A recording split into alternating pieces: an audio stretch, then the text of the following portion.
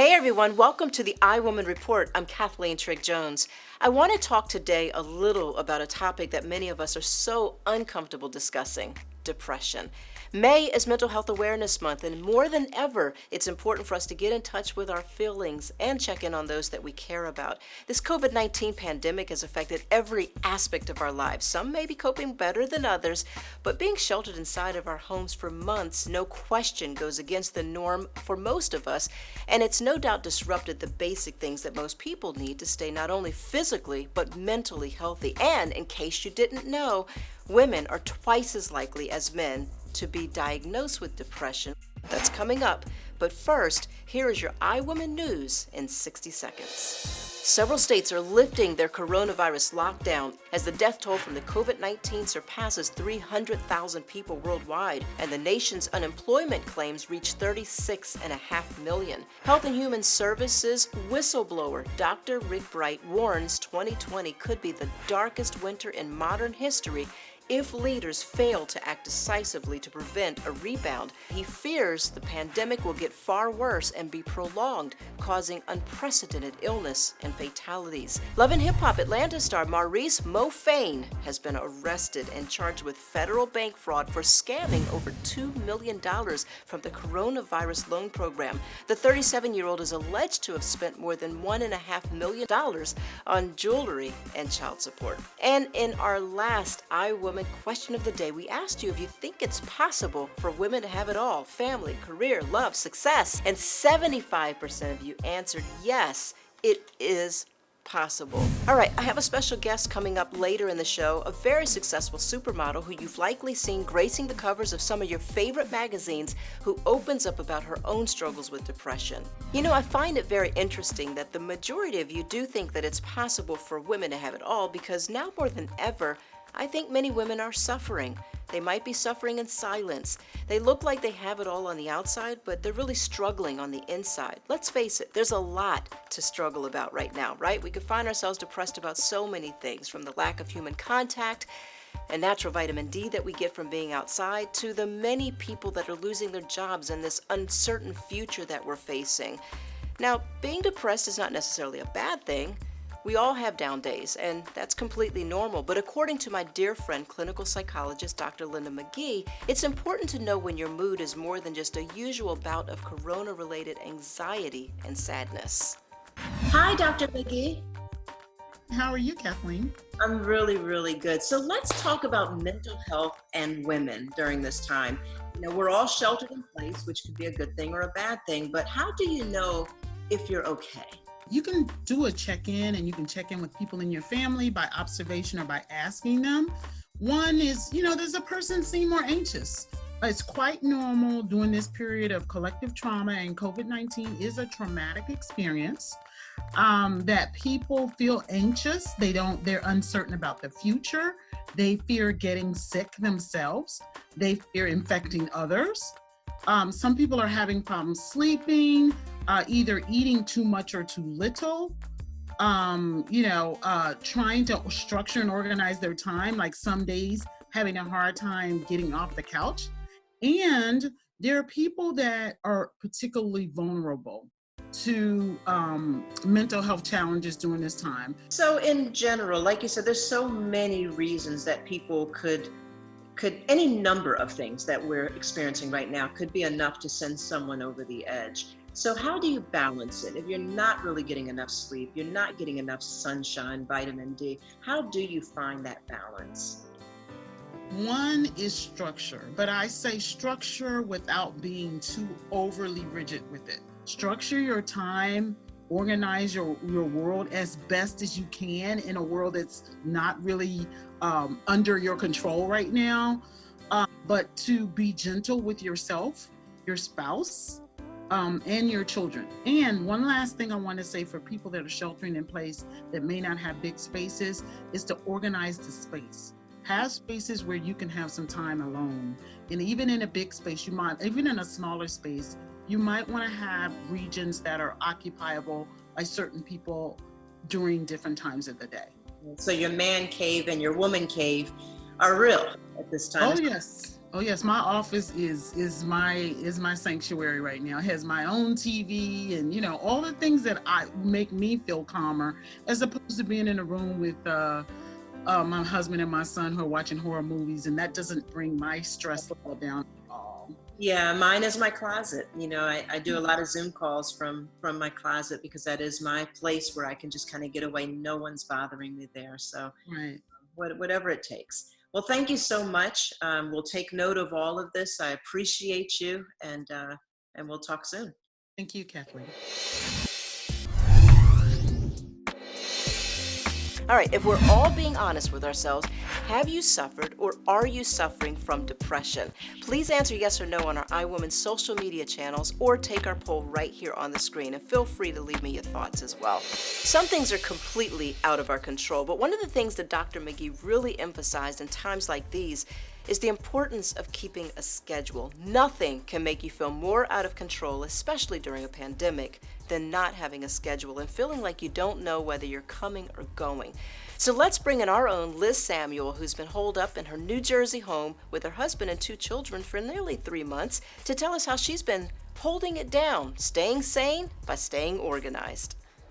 Hey, Liz. So I don't know about you. Actually, I do know about you because you're super organized, really scheduled, and I am just struggling to keep up. Help me out here. Well, listen, I'm not super organized. I try to be organized, and I've got some tricks and some tools that I use that I have to reinforce for myself, or else I will be completely disorganized. Yeah. So what's step number 1? What am I doing wrong? Well, I don't think you're doing anything wrong necessarily. First of all, step number 1 is we have to give ourselves a break, right? If we can't set a schedule for ourselves and you don't want to and it doesn't feel right, then don't. But I think that if you want to set a schedule and you want to feel like you have a routine, there's several things that you can do. Here we are, we're like, is it day 49? I don't know what day it is. Who knows? How long have we been here again? Right, how many days? But you can actually set a schedule by writing out a list of all the things that you want to accomplish, going into your phone where there's a calendar, or your laptop where there's a calendar, and actually typing in on certain days things that you want to accomplish. You can do it that way. For me, what I do is I have things that are set in my schedule for sure. My alarm is set for 8:15 every morning, no matter what. I get up, I have my coffee. Wait. You get up at 8:15, you sleep that late, and you still do your workout every morning at 9 live on Facebook, Liz? Yes, because... Oh yeah, but you're not organized. Okay, but go ahead. No, because... So as long as I get up and have that cup of coffee, I feel like I could do anything with a cup of coffee, right? So I know what I'm doing for the workout. I pretty much always know the night before what we're going to be doing. And then I give myself a little leeway between 10 and 12. That's my time to sort of catch up on housework and catch up on setting the day for myself. So I'm at least there. I rely on my phone. So if I put reminders, I set a 2-day reminder, then a 15-minute reminder. So I do that as long as I remember to check the reminders, then I'm good. I know. And that's the thing too, is that we have to remember in the morning when you're having your coffee or your breakfast, check your calendar. Just go through it all, because that'll kind of set you up for the day too. Also, right. I want to say during this time, we have like we do have extra time to complete projects that we never could do before, and keep that on the list. And then each day, plug in your calendar one of those things that you wanted to accomplish. And if you don't get to it that day, transfer it over to the next day. Right. Because you're gonna get it done. If it's in there, right. You will at some point. You'll clean out that drawer or that closet. You will. Good advice, Liz. All right. So you could be a personal scheduler for people. At least maybe you should do a boot camp, because a lot of us are struggling during this time. I don't know what day, I don't know the time, I know nothing. All right, thank you. I'm going to go make my schedule. Yes, go for it. Make sure you schedule in watching iWomanTV. iWomanTV, schedule it, put it in. There it is. Got it. See you later. Bye. All right, bye. Great advice, but sometimes despite our greatest efforts, we just can't seem to dig ourselves out of the rut that we're in. In her new YouTube show, Stuck in a Rut, South African model Genevieve Morton, who seemingly has it all. She's absolutely beautiful. She's smart, she's successful. She was once voted one of the sexiest women in the world and one of the top 50 swimsuit models by Sports Illustrated. opens up about her own struggles with depression, and she gets celebrities and influencers to do the same, all while hanging out in her bed, because what else do you do when you can't bring yourself to get out of bed in the morning? Right now, having everyone in my bed, it's great. It's what I do for She a loves living. being in her Having bed. beautiful women in my bed, and some men too, I guess. Okay, so now the point of Stuck in the Rut is to find out what are the 5 things that you would tell your best friend or yourself if you've struggled with depression or anxiety or stress. I know I have a lot, so I have a lot of coping mechanisms. Yes. So tell me a bit about either your experience with that and what is the first thing that you would tell somebody to do to get out of a rut? Oh my God, it's so complicated. I have learned. I'm usually a very positive person, so I'm the one that's always getting people out of their rut, right? But I have learned that just like our fingertips and our fingerprints, every person is different and every situation is unique. So we can say anything. We can go on and tell them anything, but if they're not ready to accept, that's another thing that us as like positive, encouraging people have to understand. Sometimes all they need is to stand next to them and be there for them. Not leave them alone. I am leaving you alone, that's for sure. No isolation. No That's the first isolation. thing. So no isolation. No isolation. Just be there for them, even if they don't want to talk. Or some people want to talk. Just listen. But the first thing I would say is, what do you need? What do you need? And then listen. Because sometimes listening to their needs or listening to the fact that they didn't even know what they need helps them realize what they need. Genevieve and I caught up virtually from her LA home where she's been self-quarantining the past 2 months to talk about her inspiration behind Stuck in a Rut and why she personally felt it was so important to get celebrities and influencers to open up and talk about some of their darkest moments. Hey, Genevieve, thank you so much for joining us today. I've had an opportunity to catch several episodes of Stuck in a Rut, and I think it's fabulous. What I love most is the fact that you're getting people to open up and talk about one of the most uncomfortable topics there is. Thank you. Thanks for having me on the show. Yeah, it's such an important thing because I think oftentimes we look at these sort of 2D images or the images that other people are presenting to us and thinking that they're really, really happy or living their best lives, but we're all fighting a kind of battle that no one knows anything about. Based on all the interviews that you've done, and I mean, you're interviewing everyone, influencers, males, females, all from your bed. Do you think that everyone really does have this thing in common that we just don't talk about? Is everybody going through some kind of a personal struggle? Yes, I think so. When I was very little, my mom said to me that, you know, for a young child, them not having a sweet at the store, for example, could be their biggest problem and their maximum pain. And that's the most that that child knows. And so we all have a maximum pain that we're all experiencing at any time. And therefore, we can't compare the loss. We have to realize that everybody has something. Nobody's life is perfect. What inspired you to do this series? And what made you come up with the idea of doing Stuck in a Rut from your bedroom? So there were a few things. So I personally have struggled with anxiety, stress, depression, addiction, and grief. I wanted to start talking about that because from the outside, it could look like I have it easy because, you know, I'm that demographic that everybody says, you know, that Ugg boot wearing, latte drinking kind of person. But the reality is that's not my world at all.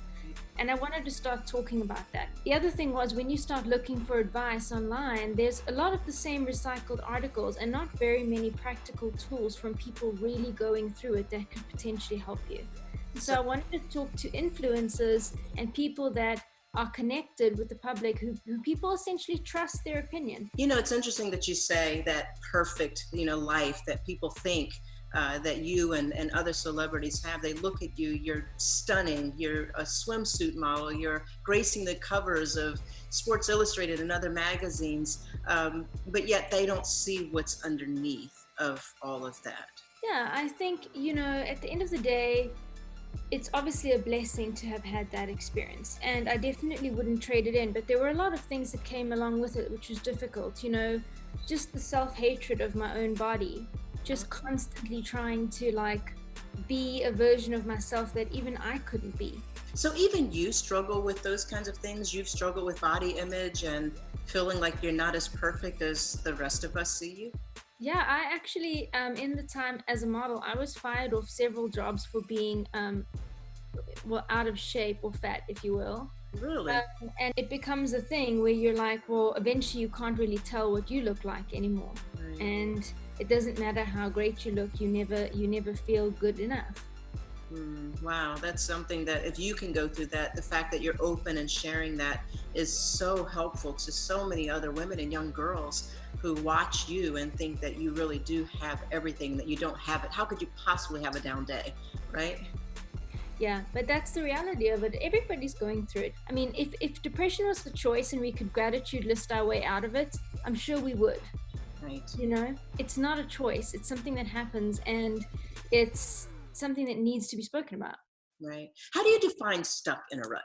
For me, stuck in a rut was, you know, when you just keep doing the same thing over and over again, and you just need a change, and you need to start taking action. Because there's a lot of theories of like, oh, time heals all wounds, or just wait it out, or just keep busy. These kinds of things aren't very helpful. We have to take action steps to healing our pain and trauma and stress and all these things. And so my idea with doing it in the bed was, well, when I don't feel very good, I cannot get out of bed. So I thought, let me invite another influencer into my bed and we'll chat about how we get out of our ruts. My goal is to help people move through their feelings quicker. So instead of avoiding feeling sad, anger, any of those things, it's just to accept that I'm in the feeling, I'm okay with being in the feeling, and ride it out. And over time, it just gets, the period of time that you're suffering becomes shorter.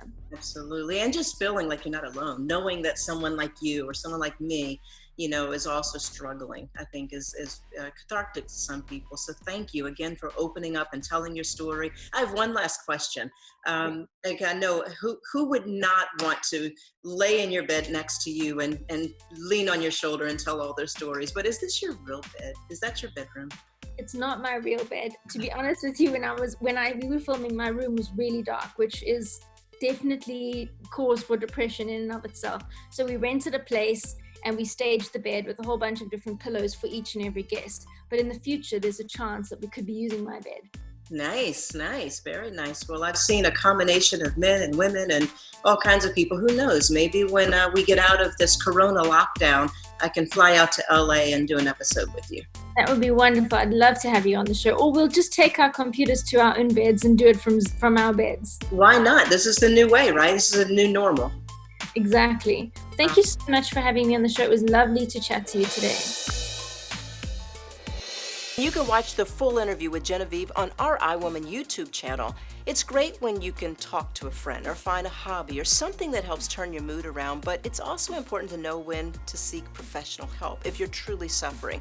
To reiterate some of the warning signs that Dr. McGhee pointed out, if you're feeling any of these things, you should probably seek help. If you have increased anxiety, depression, severe depression, suicidal thoughts, inability to function in daily life, or hallucinations, please don't suffer in silence. Get help. There are a lot of free options right now, even from online counselors to a global crisis text line that you can reach out to speak with someone immediately for free. You can text the words on the screen right now, HOME, to 741-741 from anywhere in the United States, anytime, and a live trained crisis counselor will respond to help move you from a hot moment to a cool moment until you can find someone locally to help you out. Before I leave you, I just want to say, I know it sounds cliche, but you're not alone. We all struggle sometime or another, and there's really no reason to suffer in silence. Take it from me, someone who, like Genevieve, might appear from the outside looking in to have it all, or at least a lot. But I come from a lifetime of circumstances and situations that have made me too have to frequently do checks just to make sure that I'm okay. From being left at an orphanage as a baby, starting my life out in foster care, to having a birth mother who I never got a chance to meet because she committed suicide. I've had my fair share of disappointment. I too have struggled at times with body image and never quite feeling good enough. But I've learned to surround myself with the things that make me happy. My family, being a mother, building a career, creating the iWoman report. This brings me joy. I'm a huge advocate as well for counseling when you need it, and eliminating triggers, that's a big one, including the people and the things in your life that just don't bring you joy. It's taken me so many years to truly live by this truth, but I 100% believe that we all have a choice. And today, I hope you will join me in choosing happiness. All right, well, that's going to do it for us. Until the next iWoman Report, everyone, please stay healthy, stay happy, and stay safe.